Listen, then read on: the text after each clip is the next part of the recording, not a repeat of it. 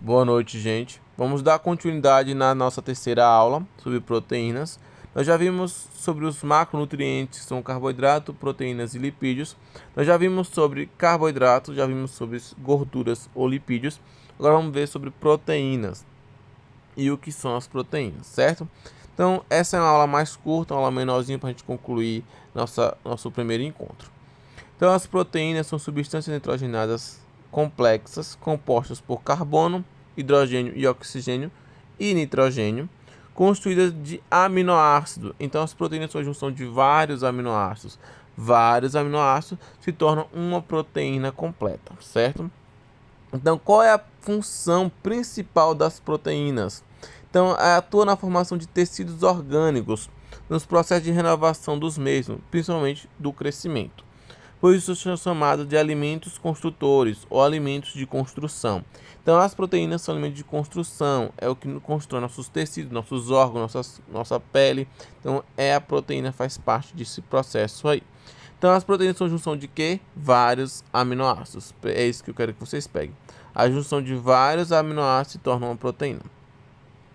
A estrutura das proteínas é formada de aminoácidos, e esses aminoácidos são compostos por 5 partes, que inclui um carbono central, um hidrogênio, um agrupamento carboxila e um grupo amino. E temos a cadeia lateral R, que é o radical, ou a variável que diferencia um aminoácido de outro. Então, só para vocês pegarem, nós temos carbono central, hidrogênio, um agrupamento carboxila, um grupo amino e uma cadeia lateral denominada grupamento R, que é a variável. Nós vemos aqui a alanina, para vocês verem a alanina aqui, ela vai mostrar aqui a diferença dela para os outros aminoácidos, mas todos eles são semelhantes nessa parte aqui, ó. Todos têm o carbono central, todos têm o hidrogênio, todos têm o grupamento amino ou amina, todos têm o grupamento carboxila e todos vão ter o radical R, que é o radical variável, que vai variar. Esse radical R é o que muda de um aminoácido para o outro, certo? Então é isso que vocês querem que vocês peguem, é a composição por 5 partes para se tornar um aminoácido. E vários aminoácidos se tornam uma proteína. Então, a proteína, nós já vimos que carboidrato, 1 grama de carboidrato fornece 4 quilocalorias, 1 grama de lipídio fornece 9 quilocalorias, e a proteína, quando falamos de 1 grama de proteína, fornece 4 quilocalorias. Então eu quero que vocês aprendam isso. Proteína em excesso também engorda.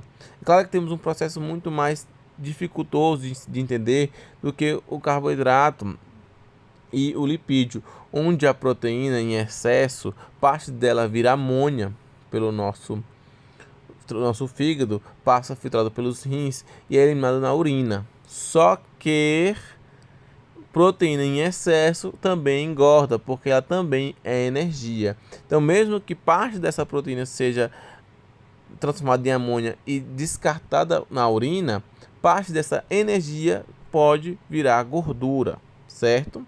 Quando está em excesso. Então, proteína em excesso também engorda, ao contrário do que se pensa. Então, as proteínas são nutrientes construtores ou estruturais, responsáveis pela formação e crescimento e reparo dos tecidos. Então, a função dela, além da formação muscular, nós temos a síntese de hormônio, de enzimas, de anticorpos, receptores e transportadores de células do sangue.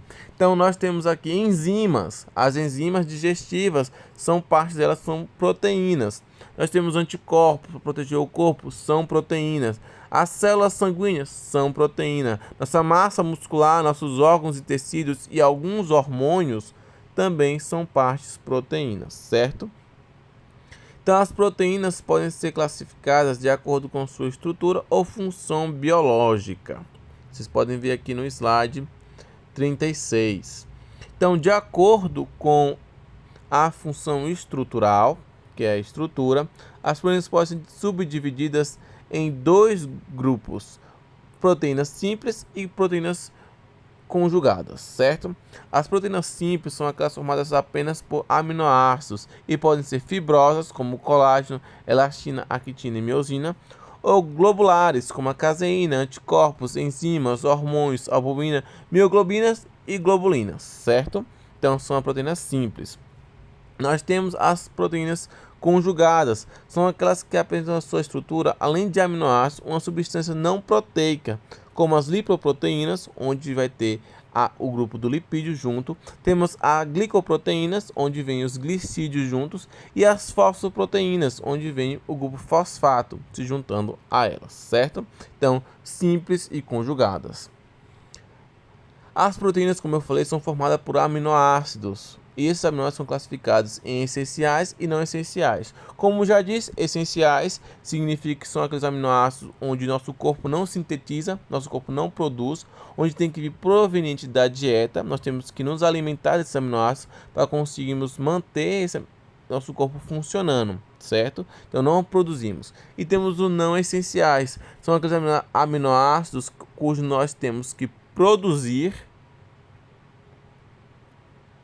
e podemos produzir e não precisamos necessariamente nos alimentar para conseguirmos ter esse aminoácido, certo? Essencial, eu tenho que me alimentar para conseguir ter esse aminoácido. Não é essencial, meu corpo produz. Nós temos também uma classificação dessas duas.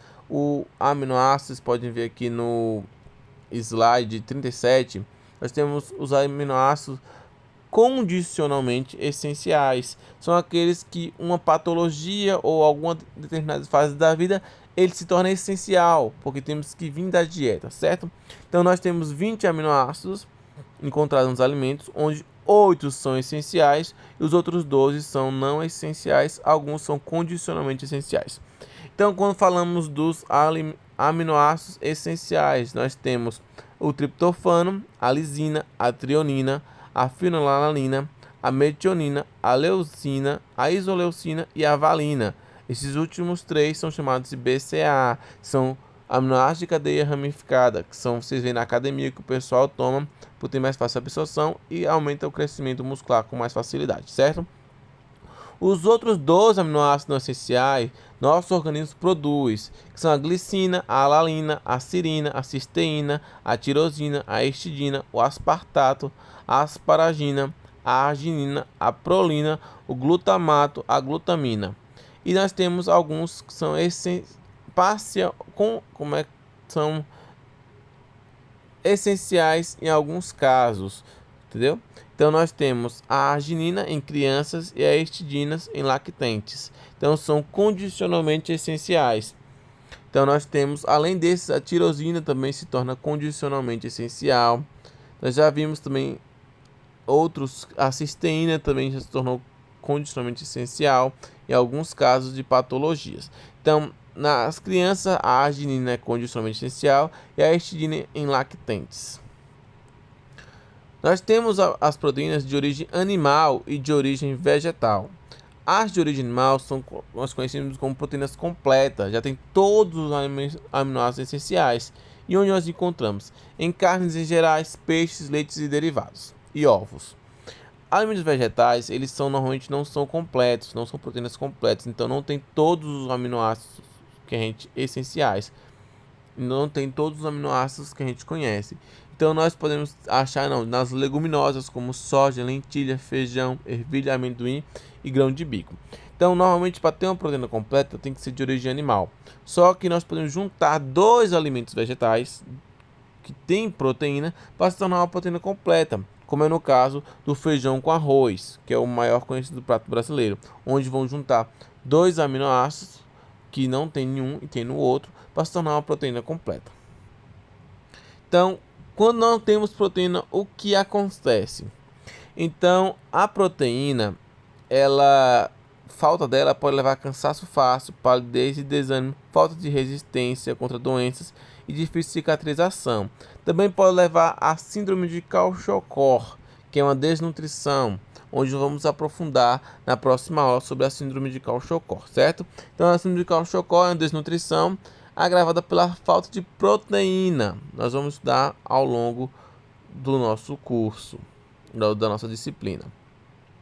Então, para nós entendermos sobre a digestão, a proteína ela é quebrada e mastigada na boca, mas ela começa a digestão no estômago através da enzima chamada pepsina.